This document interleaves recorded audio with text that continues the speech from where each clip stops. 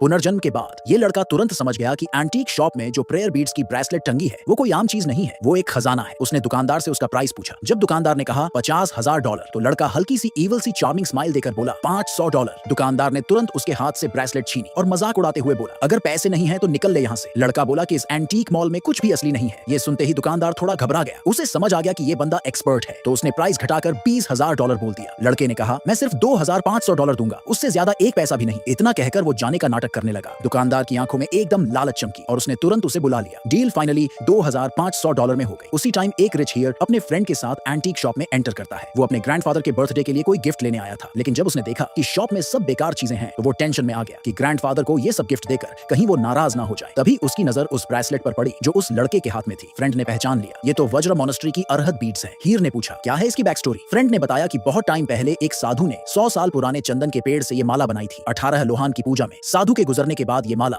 चोरों ने चुरा ली थी और तब से इसका कोई पता नहीं था। अब जाकर ये यहाँ दिखी है। हियर ने सोचा ये बीड्स ग्रैंडफादर के लिए एकदम परफेक्ट लॉन्ग लाइफ गिफ्ट होंगी। उसने लड़के से पूछा कि क्या वो इसे रीसेल करेगा। लड़के ने जैसे ही उसका नाम सुना उसे अपनी पिछली जिंदगी याद आ गई। इस हीर को एक एक्ट्रेस ने फंसा दिया था, फिर उसके पापा ने उसे घर से निकाल दिया था और बाद में बुरी तरह धोखा मिला था। अब हीर ने $3 लाख ऑफर किया बीड्स के लिए। लड़का सोचने लगा कि इस अमीर बंदे से जुड़ना फायदेमंद रहेगा, तो उसने तुरंत हाँ बोल दिया। हीर ने उसे अपनी कंपनी चलने को कहा पैसे लेने के लिए। फिर उसका असिस्टेंट कैश में $3 लाख ले आया। लड़के ने उस अमीर हीर से पूछा, क्या तुम्हारी कंपनी में अक्सर ऐसे टेम्पटेशन आते हैं जिनके पीछे ट्रैप्स छिपे होते हैं? हीर को कुछ समझ नहीं आया कि इसका मतलब क्या है। लड़का बोला, तुम्हारे तायांग एक्यू पॉइंट पर डार्कनेस है, मुझे डर है कि तुम किसी पीच ब्लॉसम डिजास्टर में फंसने वाले हो। हीर ने सोचा ये सब बकवास है और कुछ ज्यादा ही फिल्मी बात लग रही है। लड़के ने और कुछ नहीं कहा, बस पैसे लिए और चला गया। उसी रात हीर एक खूबसूरत एक्ट्रेस के साथ डेट पर था। अचानक उसे दोपहर वाली उस लड़के की बात याद आई। जब एक्ट्रेस शॉवर ले रही थी, हीर ने होटल रूम को चेक करना शुरू किया और सच में एक कोने में हिडन कैमरा मिल गया। अगर लड़के ने उसे वार्न नहीं किया होता तो शायद आज ही वो फंस जाता और उसके पापा उसे घर से बाहर निकाल देते। उस लड़के का शुक्रिया अदा करने के लिए